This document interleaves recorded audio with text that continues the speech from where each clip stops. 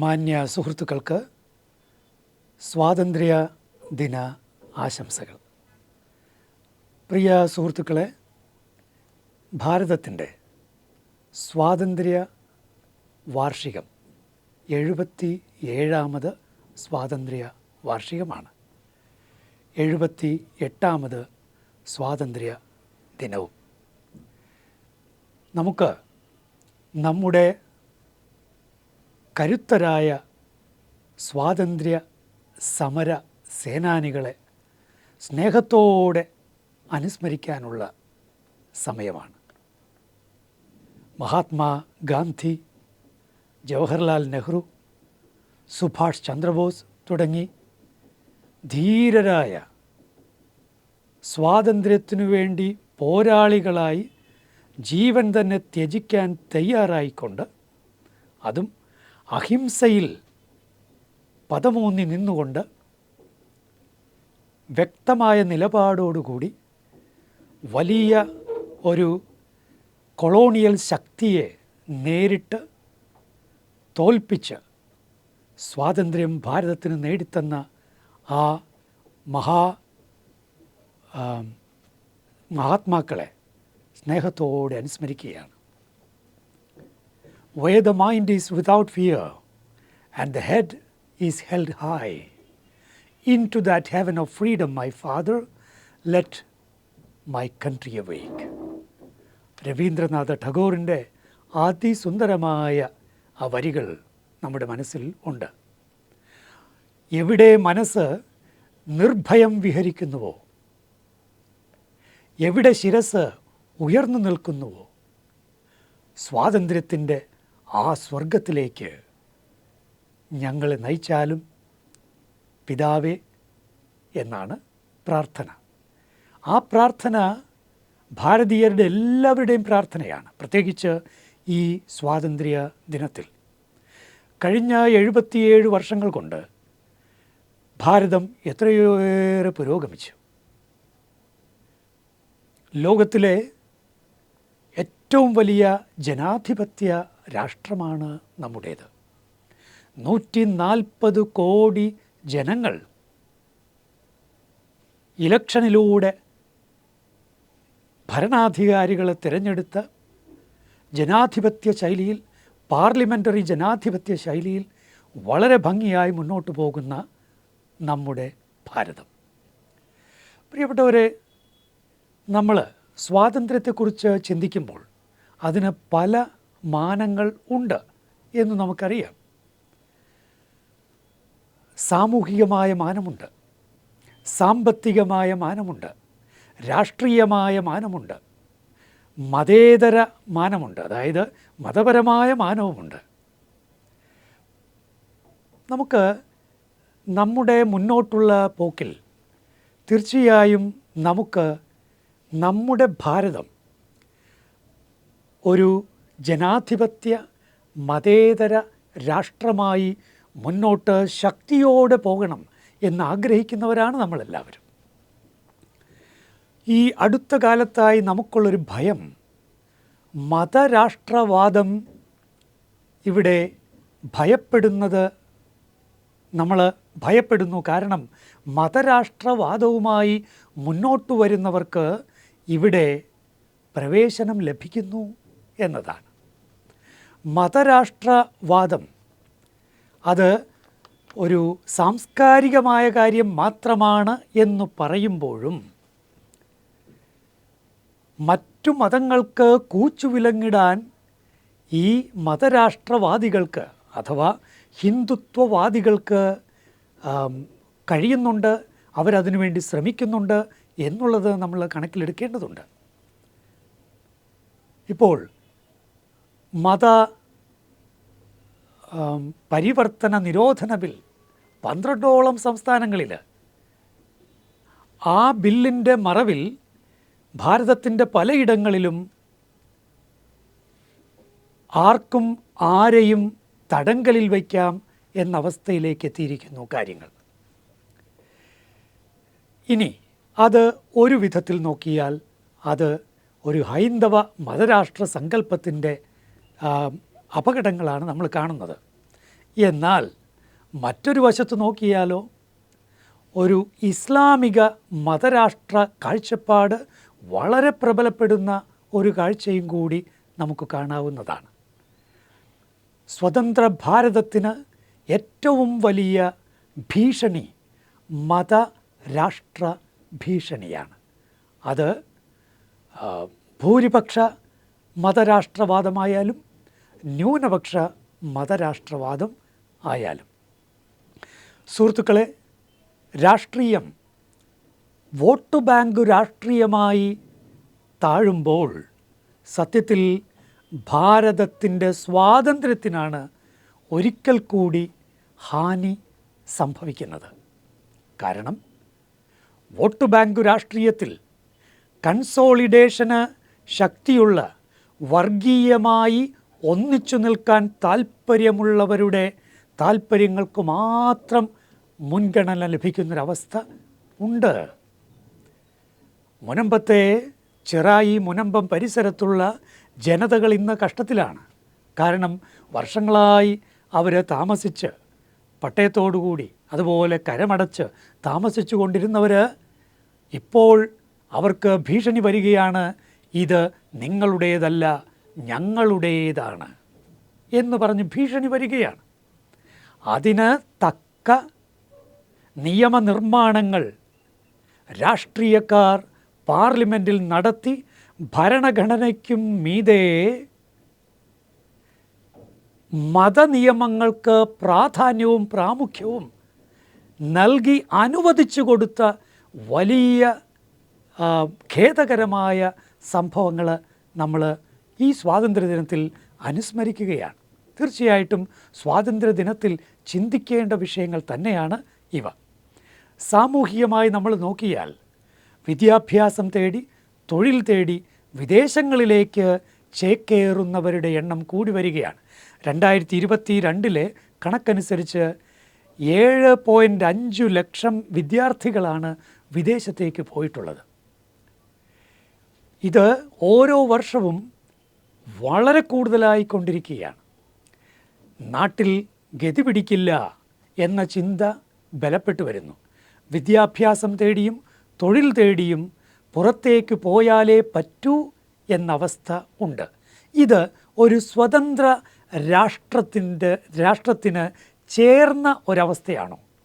ഇവിടെ നമ്മുടെ ഈ രാഷ്ട്രത്തിൽ സ്വതന്ത്രമായി ജീവിച്ച് ആഗ്രഹിക്കുന്ന വിദ്യാഭ്യാസം നേടി, ആഗ്രഹിക്കുന്ന തൊഴിൽ നേടി, ആഗ്രഹിക്കുന്ന വിധത്തിൽ സമ്പാദിച്ച് വളരാൻ, ഉയരാൻ ഇവിടെ അവസരമില്ല എന്ന് വരുന്നത് സ്വാതന്ത്ര്യത്തിനു ഭൂഷണമാണോ എന്ന് നമ്മൾ ഗൗരവമായി ചിന്തിക്കേണ്ടതാണ്.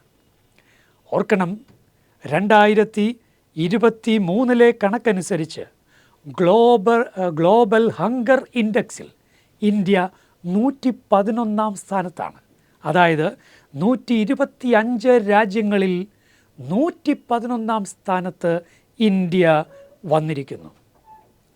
അതായത് എക്സ്ട്രീം പോവർട്ടിയിൽ കഴിയുന്ന, അങ്ങേയറ്റത്തെ ദാരിദ്ര്യത്തിൽ കഴിയുന്ന 3.44 കോടി മനുഷ്യർ ഇന്ത്യയിലുണ്ട് എന്നാണ്. 3.44 കോടി മനുഷ്യർ അതിദാരിദ്ര്യത്തിൽ കഴിയുന്നവരായി ഇന്ത്യയിലുണ്ട്. ഇത് സ്വതന്ത്ര ഭാരതത്തിന് ഭൂഷണമാണോ? ഇത് പറയുമ്പോഴും ലോകത്തിൽ ഏറ്റവും കൂടുതൽ ചൈൽഡ് വേസ്റ്റിംഗ് റേറ്റ് ഉള്ളത് ഇന്ത്യയിലാണ്. 18.7% ഇന്ത്യയിൽ child wasting rate. Child wasting rate എന്ന് പറഞ്ഞാൽ എന്താണ്? പൊക്കത്തിനൊത്ത ഭാരം ഇല്ലാത്ത അവസ്ഥ. കുട്ടികളുടെ കാര്യമാണ്. കുട്ടികളുടെ പൊക്കത്തിനൊത്ത ഭാരമില്ലാത്ത അവസ്ഥ. അത് ന്യൂട്രീഷൻ്റെ വിഷയം തന്നെയാണ്. അതേസമയം ചൈൽഡ് മൊർട്ടാലിറ്റിയുടെ കാര്യത്തിലൊക്കെ നമ്മളിൽ വലിയ വ്യത്യാസം വന്നു കഴിഞ്ഞു. നമുക്ക് അഭിമാനിക്കാവുന്ന അവസ്ഥയിലേക്ക് കാര്യങ്ങൾ മാറിയിട്ടുണ്ട്. പ്രത്യേകിച്ച് നിയോനൈറ്റൽ ഡെത്ത് കാര്യങ്ങളൊക്കെ, പുതുതായി ജനിച്ച കുഞ്ഞുങ്ങളുടെ മരണം, ഈ കാര്യങ്ങളിലൊക്കെ വലിയ മാറ്റം നമുക്കുണ്ടായിട്ടുണ്ട്. വലിയ പുരോഗതി ആ കാര്യങ്ങളിലൊക്കെ ഉണ്ടായിട്ടുണ്ട്. പക്ഷേ ഇനിയും നമ്മൾ ശ്രദ്ധിക്കേണ്ട അനേകം മേഖലകൾ ഉണ്ട്. ഇവിടെ സമ്പന്നന്മാരുടെ എണ്ണം വളരെ കൂടുതലാണ്, വളരെ കൂടുതലാണ്. പ്രത്യേകിച്ച് ലോകത്തിലെ ഏറ്റവും വലിയ 4ാമത്തെ കൺസ്യൂമർ സ്റ്റേറ്റായിട്ട് ഇന്ത്യ നിൽക്കുകയാണ്. ഏറ്റവും വലിയ കൺസ്യൂമർ സ്റ്റേറ്റിൽ 4ാമത്തെ സ്ഥാനം ഇന്ത്യക്ക് ഉണ്ട്. ഇനി ബില്യണേഴ്സ് ഏറ്റവും കൂടുതലുള്ള രാജ്യങ്ങളിൽ ഒന്നാണ് ഇന്ത്യ. അതേസമയം എക്സ്ട്രീം പോവർട്ടി ഏറ്റവും കൂടുതലുള്ള രാജ്യങ്ങളിൽ ഒന്നാണ് ഇന്ത്യ.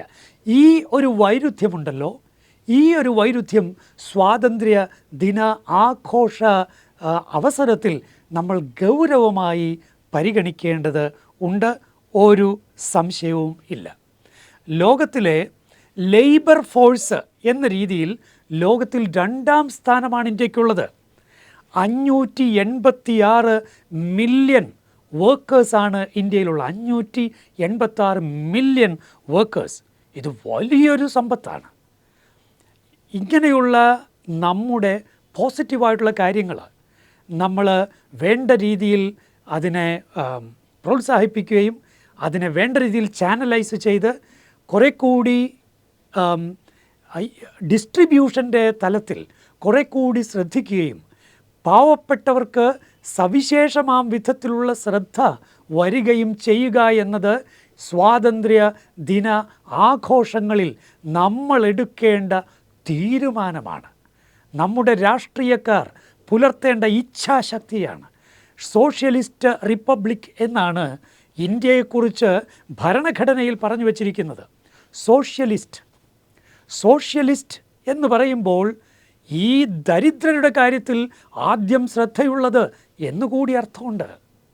പക്ഷേ ഇന്ന് ഇന്ത്യയുടെ ശ്രദ്ധ ആ മേഖലയിലാണോ എന്ന് ഗൗരവമായ ചോദ്യമുയർത്തേണ്ടി വരും. 1991 വരെ നാം പുലർത്തിയിരുന്ന സോഷ്യലിസ്റ്റ് ഫോക്കസിൽ നിന്ന് പിന്നീട് വലിയ മാറ്റങ്ങളുണ്ടായി. ശരി തന്നെ, അത് അന്താരാഷ്ട്ര മേഖലയിലുണ്ടായ മാറ്റങ്ങൾ, ആഗോളവത്കരണത്തിൻ്റെ അവസ്ഥ ഇതിനോടൊക്കെ ചേർന്ന് പോകുന്ന മാറ്റങ്ങളാണ്, അതിൽ സംശയമൊന്നും വേണ്ട. പക്ഷെ പിന്നീട് ഇങ്ങോട്ട് വരുമ്പോൾ മിക്സഡ് ഇക്കോണമിയെ പൂർണ്ണമായും തഴഞ്ഞുകൊണ്ട് ഫ്രീ മാർക്കറ്റ് കൺസെപ്റ്റ് വളരെ ശക്തമായി വളർത്തുന്ന ഇന്നത്തെ നയം അത് കൂടുതൽ സമ്പന്നന്മാരെ ഉണ്ടാക്കുകയും അതിനേക്കാൾ കൂടുതൽ അതിദരിദ്രരെ സൃഷ്ടിക്കുകയും ചെയ്യുന്ന ഒരു കാഴ്ചപ്പാടാണ് എന്ന് തിരിച്ചറിയാൻ നമുക്ക് കഴിയേണ്ടതുണ്ട്. പ്രിയപ്പെട്ടവരെ, ഈ സ്വാതന്ത്ര്യദിനം നമ്മൾ ആചരിക്കുന്നത് നമ്മുടെ തൊട്ട് അയൽ രാഷ്ട്രമായ ബംഗ്ലാദേശിൽ വലിയ അസ്ഥിരത ഉണ്ടായിരിക്കുന്നൊരവസ്ഥയിലാണ്.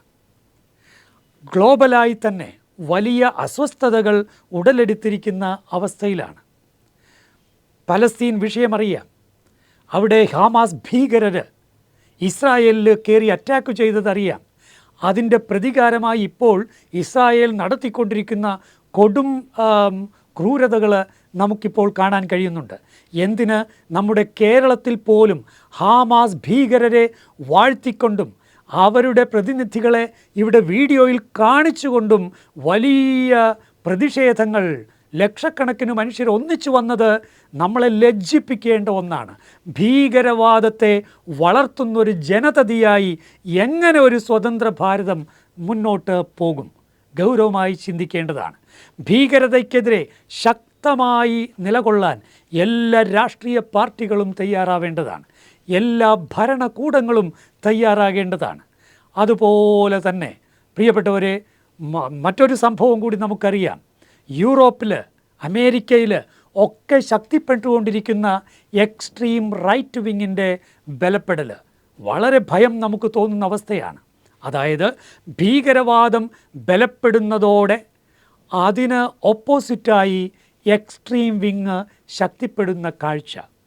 ഒരുപക്ഷെ 78ാമത് സ്വാതന്ത്ര്യ ദിനത്തിൽ നമ്മൾ ഗൗരവമായി നമ്മുടെ അവസ്ഥയെക്കുറിച്ച് ചിന്തിക്കുമ്പോഴും കാഴ്ച വ്യത്യസ്തമല്ല എന്നുള്ളതുകൂടി നമ്മൾ തിരിച്ചറിയണം. ഈ ഒരു സ്വാതന്ത്ര്യ ദിനം ക്രൈസ്തവരെ സംബന്ധിച്ചിടത്തോളം, പ്രത്യേകിച്ച് ഭാരത ക്രൈസ്തവരെ സംബന്ധിച്ചിടത്തോളം ഇരട്ടി മധുരമുള്ള ദിനമാണ്. കാരണം ഓഗസ്റ്റ് 15-ാം തീയതി ഭാരതത്തിൻ്റെ സ്വാതന്ത്ര്യദിനം ആചരിക്കുന്നതോടൊപ്പം പരിശുദ്ധ കന്യകാമറിയത്തിൻ്റെ സ്വർഗാരോപണ തിരുനാൾ സാഘോഷം നമ്മൾ കൊണ്ടാടുക കൂടിയാണ്. സ്വാതന്ത്ര്യത്തിൻ്റെ ഒരു ബ്ലൂ പ്രിൻ്റാണ് പരിശുദ്ധ അമ്മയുടെ സ്വർഗാരോപണം. സമഗ്രമായ സ്വാതന്ത്ര്യം, വലിയ വിടുതലിൻ്റെ അനുഭവം, അത് വലിയ ആത്മീയ ശക്തിയുടെ അനുഭവമാണ്. അത് വലിയ മാനസികമായ വളർച്ചയുടെ വിസ്തൃതിയുടെ അനുഭവമാണ്. അത് ശാരീരികമായ സ്വച്ഛതയുടെ അനുഭവമാണ്. അത് ആരോഗ്യപരമായ വെൽഫെയറിൻ്റെ അനുഭവമാണ്. അത് സമൂഹപരമായ കൂട്ടായ്മയുടെ അനുഭവമാണ്. അത് രാഷ്ട്രമെന്ന നിലയിൽ ഐക്യത്തിൻ്റെ അനുഭവമാണ്. അത് സാഹോദര്യത്തിൻ്റെ സുന്ദരമായ അനുഭവമാണ്. ഇതിനെല്ലാം അപ്പുറത്ത് അത് നിത്യതയുടെ അനുഭവമാണ്. അതുകൊണ്ട് ഭാരതത്തിൻ്റെ സ്വാതന്ത്ര്യത്തിന് സ്നേഹത്തിൻ്റെ, സന്തോഷത്തിൻ്റെ, സമാധാനത്തിൻ്റെ, നിത്യതയുടെ കയ്യൊപ്പ് നിരന്തരമുണ്ടാകട്ടെ എന്നാണ് ഈ സ്വാതന്ത്ര്യദിനത്തിൽ എനിക്ക് ആശംസിക്കാനുള്ളത്. എൻ്റെ പ്രിയ സഹപൗരർക്ക് ഞാൻ ഭാരത സ്വാതന്ത്ര്യത്തിൻ്റെയും പരിശുദ്ധ അമ്മയുടെ സ്വർഗാരോപണത്തിൻ്റെയും എല്ലാവിധ ആശംസകളും സ്നേഹത്തോടെ നേരുന്നു. നന്ദി, നമസ്കാരം, ജയ് ഹിന്ദ്.